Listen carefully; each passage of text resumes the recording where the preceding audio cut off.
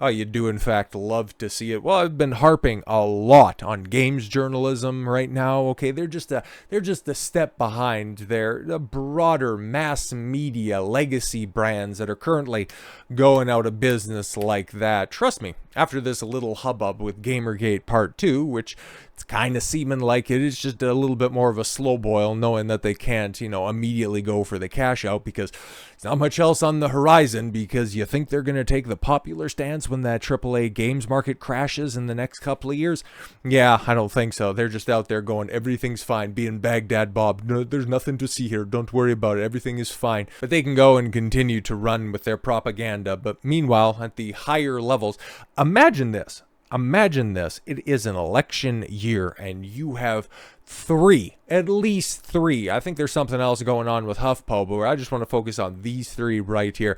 Major media outlets, formerly big players in the game, immediately either getting sold off or forced into bankruptcy in an election year. Over the past few years, it has been news story after news story after news story. And you have Vice ceasing publication on Vice.com and will lay off several hundred staffers, according to their CEO. Vice is done. It's dead. It's busted. We thought at the end of last year, when they claimed bankruptcy, only to be rescued out of irrelevancy, out of Chapter 7 closure by George Soros Foundation. But just think about that. You get bought by George Soros, and you can't make it work. How big of a money sink was Vice in its later stages? You'll love to see it. Vice Media Group is making drastic changes in the face of financial difficulties. In a memo to Vice employees Thursday, CEO Bruce Dixon said the company will be cutting several hundred jobs in the next week. I didn't even know they still employed that many people. As part of a major restructuring, Vice will discontinue publishing content on its own website, Vice.com, will instead put more emphasis. So they're going to try and license out the journalism that killed their company to begin with. Good luck on that. Our social channels as we accelerate our plunge into irrelevancy, and everybody going, oh, remember, God, man, that's like a decade and a half ago, back when Vice used to actually be cutting edge and not just chills for the acceptable narrative. In our discussion with partners to take our content where it'll be viewed more broadly. Well, that's a funny way of saying we can't adequately promote our own work because it sucks, so we'll just try to outsource that to other people. We create and produce outstanding original content. Well, you can continue to say that, but if reality doesn't bear that out, you can scream it as loud as you want. Anyways, moving forward, we will look to partner with established media companies. Can somebody please buy us? That's the way that this reads, okay? Because Dixon also wrote to Vice Media Group's in advanced discussion to sell Refinery 29, the woman-focused media company it bought in 2019 for a reported $400 million deal. Why would you do that?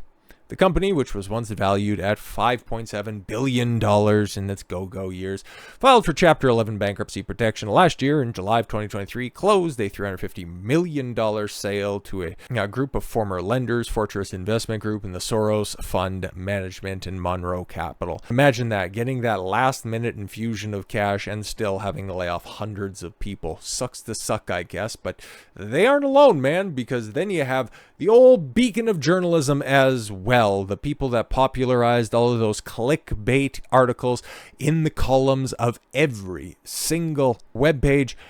BuzzFeed News is shutting down.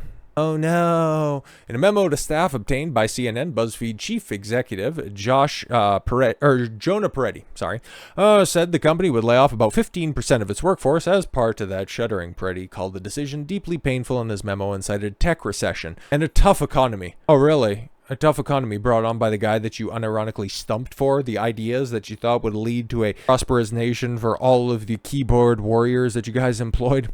Oh well. Additionally, I made this decision to overinvest in BuzzFeed News because I love their work and mission so much, Peretti said.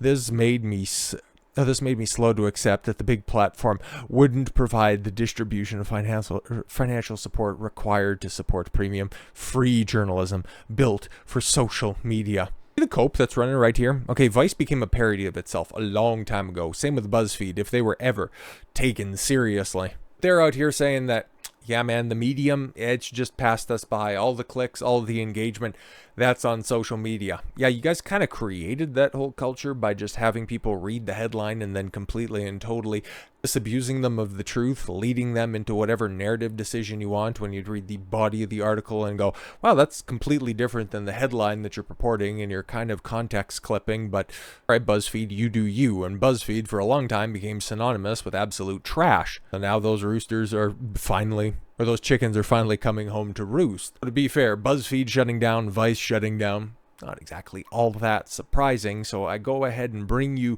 to the main event to close out this triumvirate of failure and ask you to recall this little fan that's right here. Kansas City Chiefs fan who was down there at the Raiders game, I think on Christmas or somewhere around the tail end of 2023, cheering on his favorite team with a really high quality headdress, and then also has his face painted, looking like, you know, your standard sports fan that's out there. But you had NBC and you also had Deadspin, Carron J. Phillips, who were right up claiming that that fan is racist, only for, yes, the family of the young Kansas City Chiefs fan accused of blackface files a lawsuit against Deadspin after a reporter claimed a 9-year-old had found a way to hate black people and Native Americans at the same time. Oh boy, life sure does come at you fast, because Deadspin has been sold off and the editorial staff to be laid off immediately. Oh, you love to see it. Left-wing sports outlet that defamed a young Chiefs fan earlier in 2023 has been sold off to Lineup Publishing from its own company, Geo Media, and the entire editorial staff will be fired. According to a report from Axios,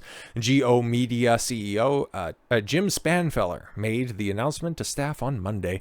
The layoffs of the editorial staff will include Carron J. Phillips, who in 2023 defamed a young Chiefs fan, saying that the child wore blackface when he really wore Chiefs colors of red and black for the game. Deadspin CEO and the Lineup Publishing approached him about the company and that he was not actively shopping Deadspin around, so they're just going to sit on this dead brand. Ha ha, aha. The rationale behind the decision to sell included a variety of important factors, like nobody cares about our ideologically driven news story, but I'm sure they're just going to try to cope by just saying everybody gets their information on social media. Rationale behind the decision to sell include a variety of important factors that include the buyer's editorial plans for the brand, tough competition in the sports journalism sector. Is it really? Because you had Sports Illustrated lay off not that long ago, I think that was at the beginning of the year, lay off their entire editorial staff. ESPN going through massive cutbacks. But you're telling me now's the time where you have tough competition? Oh, right, because now you have decentralized competition. Now you have independent people that are actually providing honesty in their reporting. I guess that would be tough, right? The valuation that reflected a sizable premium for our original purchase price of the site, Spanfeller said. Well, the new owners plan to revert to be reverential to Deadspin's unique voice. They plan to take a different content approach regarding the site's overall sports coverage, Spanfeller wrote in a memo. Geo Media has been selling off other sites as well recently to shore up the return of their investors. Jezebel, or they also went through heavy restructuring last November as they sold off to Paste Magazine. There's another feminist rag biting the dirt. Fantastic. Last March, it sold off the website Lifehacker to Ziff Davis. Yeah, that's one of the very few parent companies that are keeping a lot of these rags alive. Like in the games media space, Ziff Davis, because they purchased, I think, game trailers and then ended up folding them in with GameSpot or IGN. IGN owned game trailers. But Ziff Davis either owns GameSpot or IGN. It's one of the two. They're one of the big players in the online publishing world, but it's becoming a smaller and smaller pool because now is information from online sources like this on YouTube, on Rumble, on Odyssey, across the entire media landscape. You aren't being forced to read things that you know are absolutely lies. You aren't being forced to stomach a 9-year-old Chiefs fan being painted as a racist for the simple fact that he is a Chiefs supporter. You have the ability to have a two-way conversation with somebody instead of just being told what to think from the powers on high. The world is a much different place, and while other outlets are thriving, we're starting to see the bottom feeders get cut off. In times of high desperation, in a tough economy like that, hey man, some cuts are having to get made, some tough decisions are having to get pulled out, but cancellation of Vice, BuzzFeed, and Deadspin, I don't think that was that tough to come to the conclusion that they need to get the internet axe, as it were. So with all that said, thank you all very much for the gift of your time. I've been Don Consuelo. I want you to follow your gut and get after it. Take care, everyone.